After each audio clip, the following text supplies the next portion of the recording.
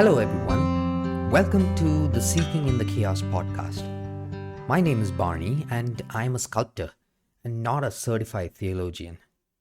This podcast is the collaborative effort of a few friends to help those who are seeking for God. Many are confused with religious systems. Some have been hurt by either religious systems, political systems, or even societal norms.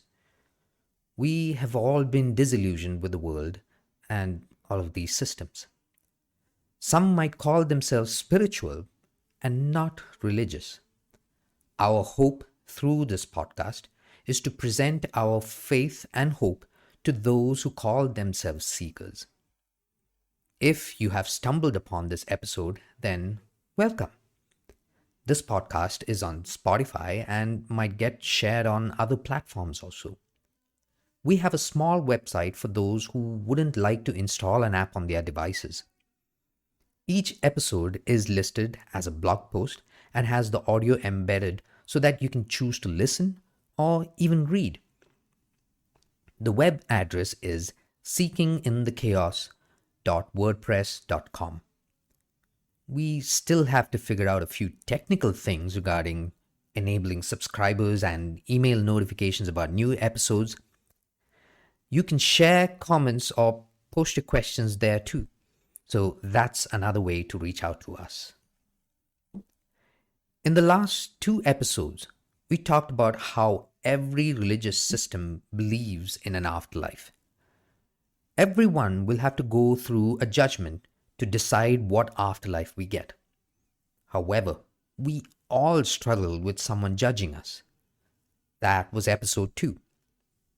In episode 3, we talked about how we all ended up in this sticky situation that requires a judgment. I highly recommend that you listen to those episodes. We will keep referring to these over time. I have a few slides to show you today. For that reason, this episode is a video. Most podcasting software should allow that.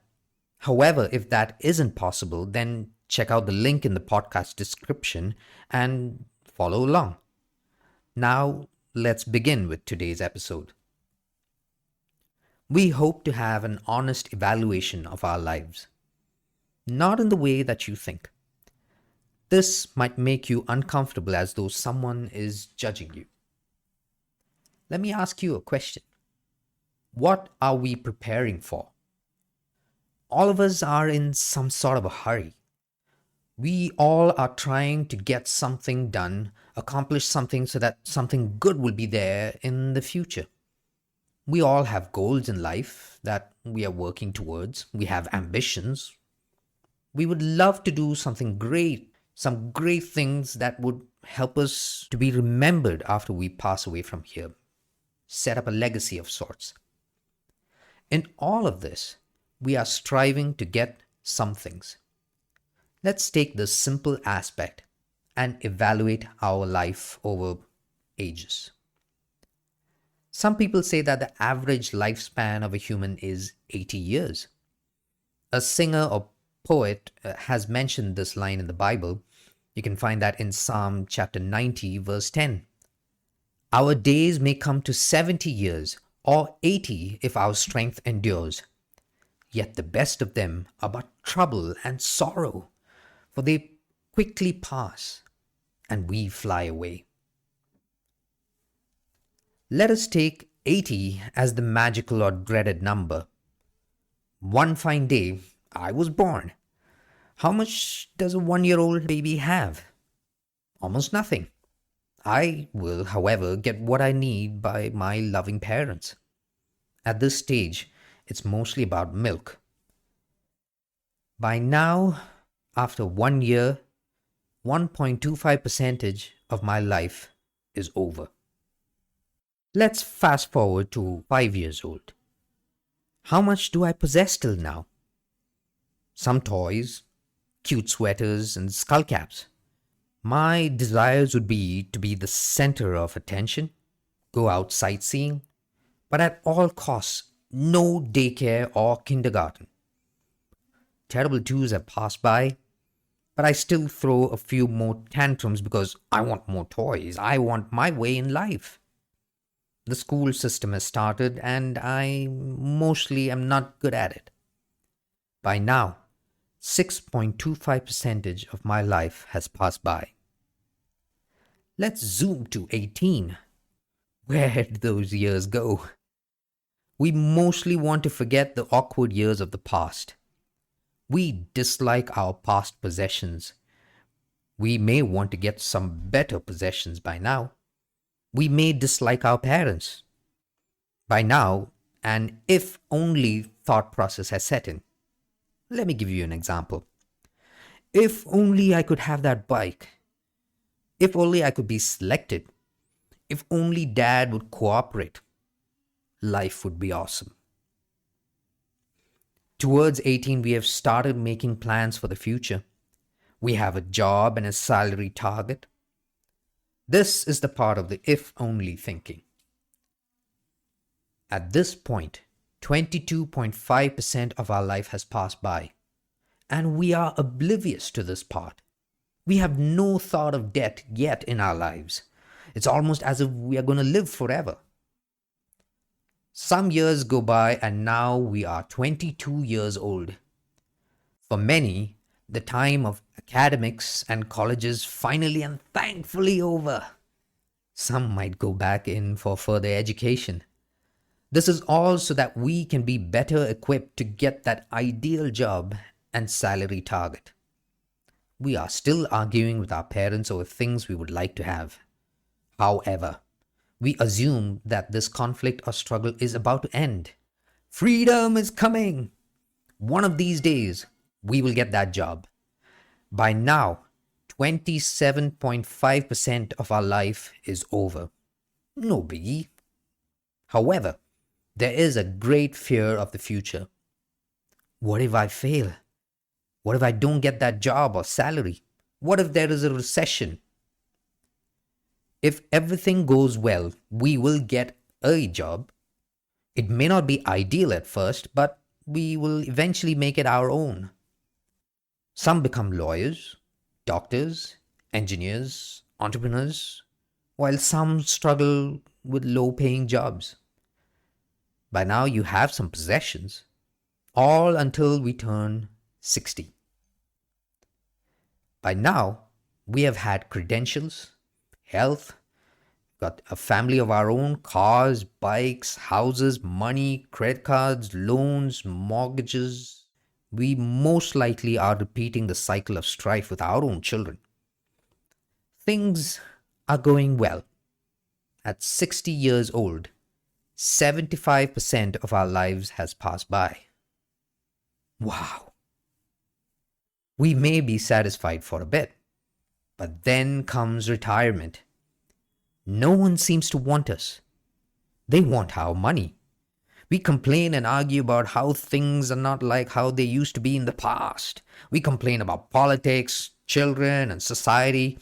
Some may struggle with the concept of God and religion. This goes on till 75. By 75, 93.75% of life is over. Remember, we are assuming that we are going to live till 80. We are worried about legacy. We are worried about the future of our children. However, that nagging thought in the past about death hasn't gone away. It has kind of become real. We may feel that we have distracted ourselves with work and other things to avoid thinking about death. By 75, we realize that we have lost or are in the process of losing all that we have worked for, all that we have bought, stored, saved, cherished, and nourished. Everything is going to be taken away. Our health and looks are gone. The money is all in the hands of children. If they have been good and wise, we will be taken care of in our old age. In the meantime, goodbye to that fancy car and our license too. Goodbye to that hairline too. At 75, superheroes become patients. We need help. We are dependent on others and the systems of society. A short visit to the hospital can wipe out all of our savings and even max out our insurance.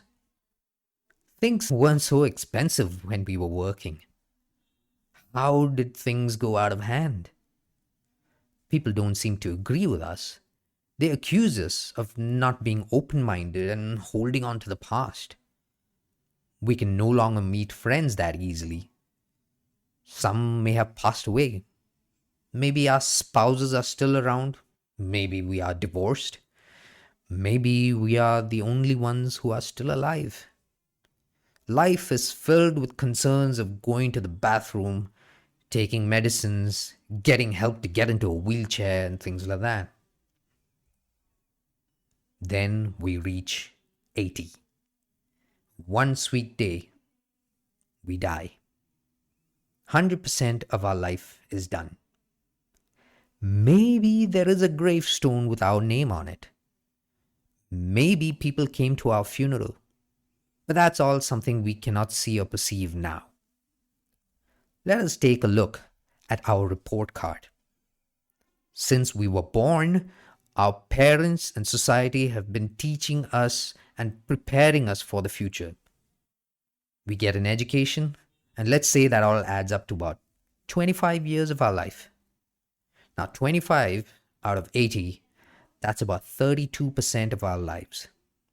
We've struggled and argued and fought so that we get a good life in the future. Then we get our shot. We work until we retire. Assuming retirement at 60 years old, we work for about 38 years. That's about 48% of our lives. Do you think that's a good trade? Struggle for 32 so that we can get 48 to be peaceful and purposeful? Then comes old age. We struggle again. We have a love-hate relationship with this concept. But that is another 20 years. That's almost all of the time we spent educating ourselves and struggling. If we were to group together all these years of struggle and put it together, that would be around 50 years of struggle, more or less, and hopefully 38 years of getting what we desire. 50 years is about 63% of our lives. Now let us compare. 48% of a desired life versus 63% of undesirable struggles, arguments, difficulties, and not much of an ability to control your life. Is this a good trade? This is the human reality. Some may have things slightly better or worse, but this is the formula that most of us follow. So now let me ask you, what are you preparing for? Is it all for this earthly life?